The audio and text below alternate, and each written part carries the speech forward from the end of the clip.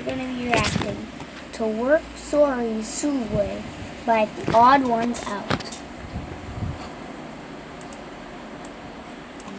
3, 2, 1. I think that everyone at some point in their life should work in a fast food or retail job. Not to improve their work ethic or anything, but so that everyone knows what it's like to have that kind of job. They wouldn't work in fast food their whole life.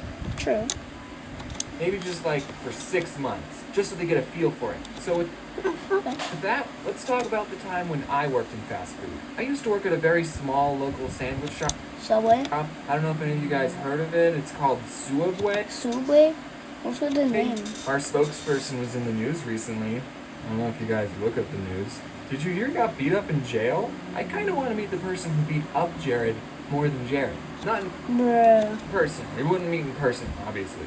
But like, he would be behind bars, and I would just look at the guy who beat up my spokesperson. How many people... Okay, let's actually get into it.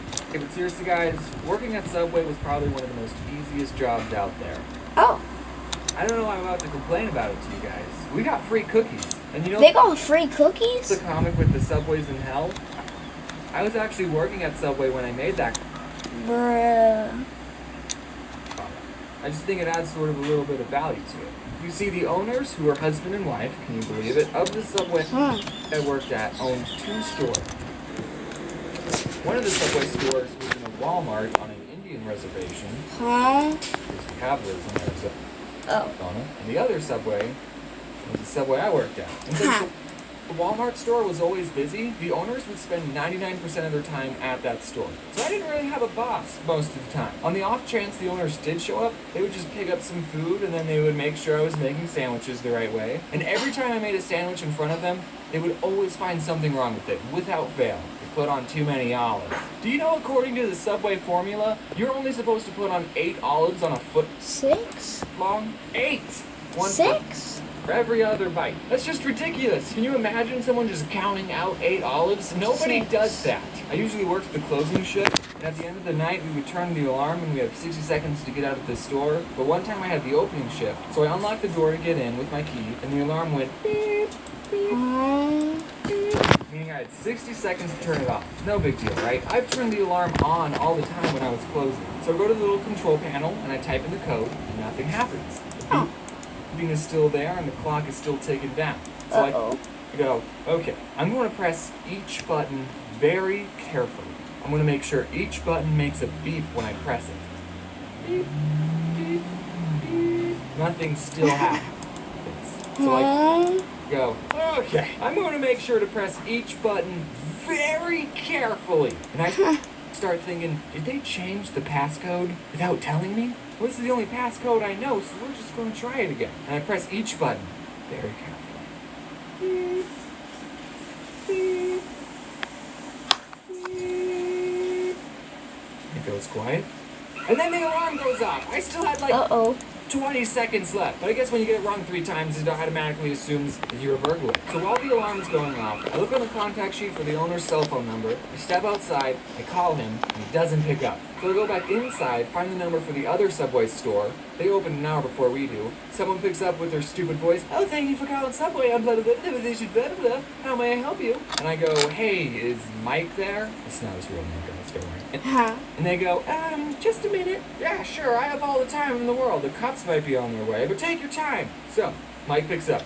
Yellow. "Hey, Mike, this is James. What's the passcode for the alarm?" "Who is this?" "It's James. What's the passcode?" "What are you doing there, James?" "Why aren't you answering the question?" "I have the opening shift." "Is the alarm going off?" "Yeah, no one told me the new code." "Yeah, we changed it. It's the last 4 digits of your social security number." "Oh. Okay, thanks, Mike." "I don't know my social security number." So I finally get the alarm off. No one showed up, thankfully.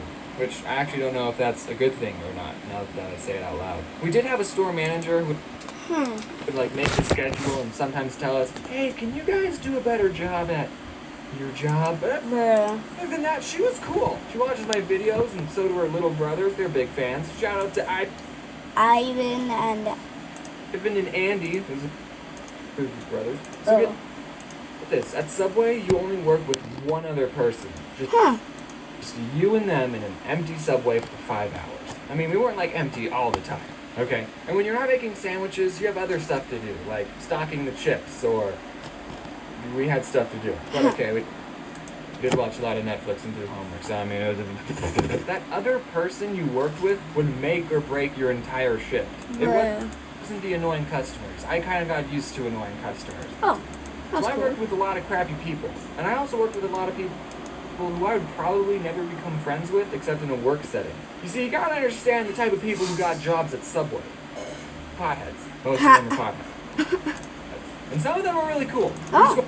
I want to go over a couple of the characters that I worked with. There was Tyler. I freaking love this guy. He smoked a lot of weed. He actually taught me what vaping was, and he got me into Clash of Clans. I actually mentioned him and his girlfriend in my riddles video. I don't know if I ever told him that. And of course, I have to mention Corey. He was cool. We watched How to Get Away with Murder on Netflix, and I've also hung out with him outside of work. What him and Tyler had in common is that they would actually do their job, which you gotta appreciate. Whoa, they would do their job? Then there was this guy, get this, who was also named Jared. He loved Marvel, and that's the... Why does he look like that? Anyways. Like the only thing he would talk about. I can say these things. He doesn't watch my videos. Haha.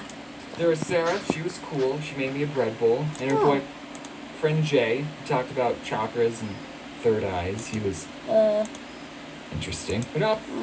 Also, there's Anthony. He's cool. What's up, Anthony? For the 100,000 sprinkles video, I actually went back to Subway to use their scale because I knew they had one. And we counted 500 sprinkles again just to be more accurate for the 100,000. And Anthony helped me count instead of working. I mean, at least he got paid minimum wage for it. So 2 more stories before I go. One time, Jared asked me to take out this pile of trash, and I was like, oh, okay, I'll just put this pile of trash in the dumpster. And as I was taking it out, I saw that there was a chip poster in the pile. And I thought, this is too cool to throw away. I'm going to keep it. So I took it home with me, and then the next day when I went in, people were saying, oh, where's the chip poster? We can't find the chip poster. We haven't seen it anywhere. And I'm thinking, I have the poster. I decided not to tell anyone that I had the poster, and it's still hanging up in my room. Sorry. Boss, if you're finding out about this now. Okay, and then the other story, I was working with a manager, and we were just making sandwiches like usual. And I noticed that when we toasted a sandwich, it would burn the paper a little on the edges. Yeah, that probably shouldn't be happening. So then a customer asks for just bacon toasted, and the boss lady puts some bacon on paper and then puts it in the toaster. And we don't have a setting for just bacon. So then when she opens the toaster, there was a fire. The bacon is... At least it got toasted. On the bacon. So then she starts to whack it with the little metal tray thing, but all she ended up doing was fanning the flames, making the fire bigger. Oh no. You got this, right? Then I went in the back and I got the fire extinguisher and I actually used it. I single-handedly saved that Subway. What have you done, James? What have I done? Is it okay if the bacon's a little crispy? It has nitrogen and carbon dioxide stuff on it? Wow, I didn't even mention a single bad customer experience. Well, I don't want the video to be too long. I should make a part 2. I'm going to make a part 2 and it's just going to be stories about... Well...